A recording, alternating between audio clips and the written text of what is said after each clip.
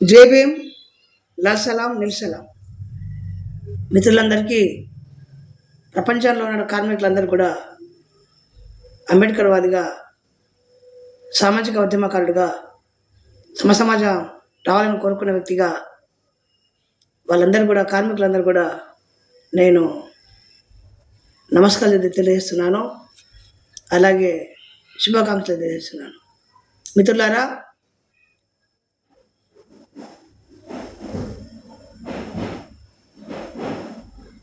పద్దెనిమిది వందల 88 చికాగో ప్రాంతము, అక్కడ ఒక చిన్న మార్కెట్లో జరిగినటువంటి ఒక ఇన్సిడెంటు, అది ఆందోళనకు గురి చేసి, అంటే వైలెన్స్ అక్కడ స్టార్ట్ కావడం జరిగింది. తద్వారా అనేక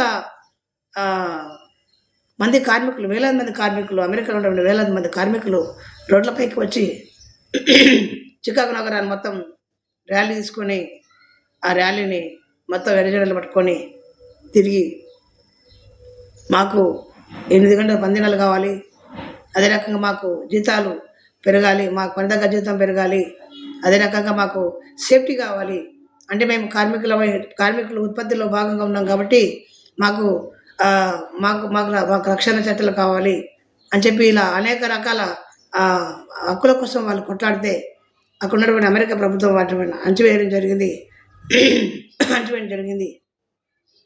చివరికి అది ప్రపంచంలోనే ఒక గొప్ప విజయంగా మనం భావించుకోవచ్చు. అందులో ఎలా సందేహం లేదు.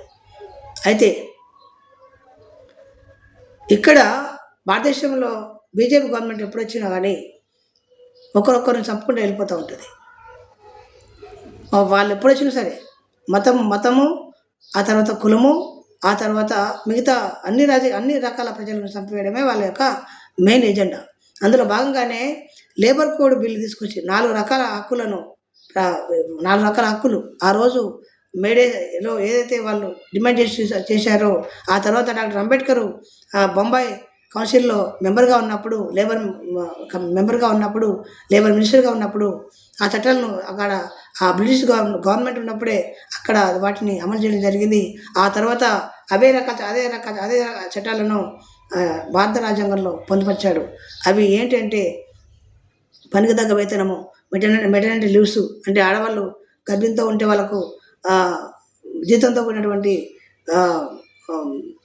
అదే ఏంటిది లీవులు, అదే రకంగా పిఎఫ్, గ్రాట్యుటీ, తర్వాత మగవాళ్ళకి ఎంత ఇస్తారో ఆడవాళ్ళకు కూడా అంతే ఇవ్వాలనేటువంటి ఇట్లాంటి చట్టాలు ఏదైతే మేడియాలో జరిగిందో, 1988 జరిగిందో, అదే ఆ అంశాలను 1942, 1946 లోపల ఆయన బాంబే కౌన్సిల్లో ఉండి ఆయన సాధించి పెడతాడు.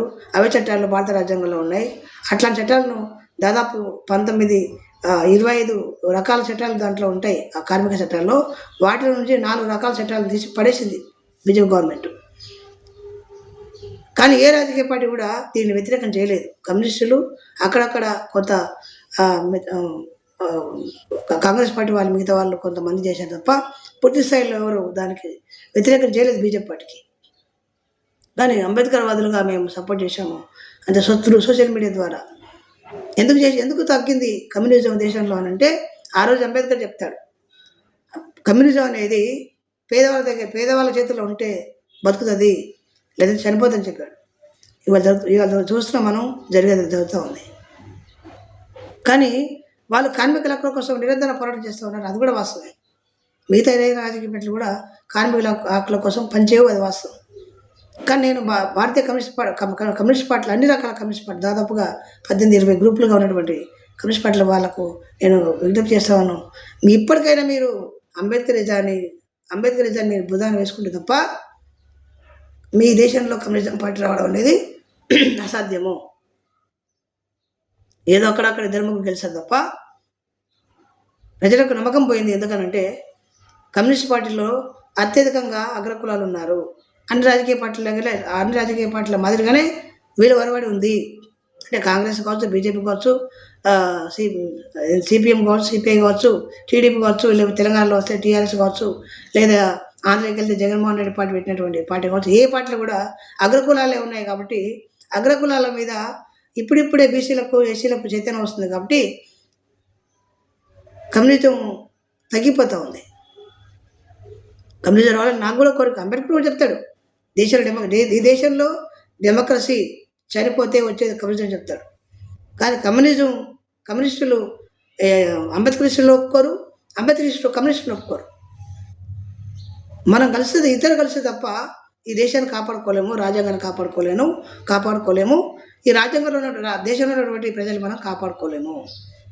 ఇది స్పష్టంగా చెప్తూ మరి ఇవే చట్టాలను తిరిగి మళ్ళీ అదే పార్లమెంట్లో మళ్ళీ చట్టం చేసేంత వరకు అన్ని రకాల పార్టీలు ఆ బిల్లుకు తొలగించిన బిల్లును మళ్ళీ రీప్లేస్మెంట్ చేయడానికి మీరందరూ పనిచేయాలని, పార్లమెంట్ సాక్షిగా కొట్లాడాలని మనం చేస్తూ, అందులో మాలమహనాడుగా, ఒక అంబేద్కరేట్గా, ఒక సామాజిక ఉద్యమకారుడుగా, ఒక తెలంగాణ ఉద్యమకారుడుగా, ఈ సమాజం మరలను కోరుకున్నటువంటి వ్యక్తిగా తెలియజేస్తూ ముగిస్తున్నాను. జై భీమ్, జై ఇండియా, లాల్ సలాం, నీల్ సలాం.